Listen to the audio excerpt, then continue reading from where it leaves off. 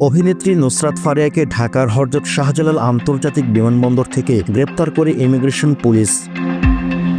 আজ রোববার সকালে থাইল্যান্ড যাবার সময় বিমানবন্দর ইমিগ্রেশন চেকপোস্ট থেকে তাকে আটক করা হয়।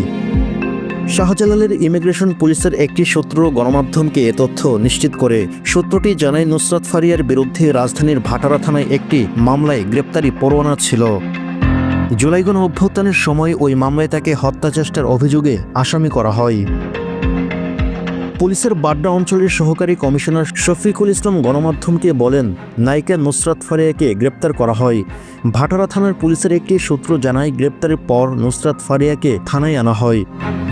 তবে থানায় তাকে না রেখে পরে ঢাকা মহানগর গোয়েন্দা পুলিশের কার্যালয়ে সুপর্দ করা হয়।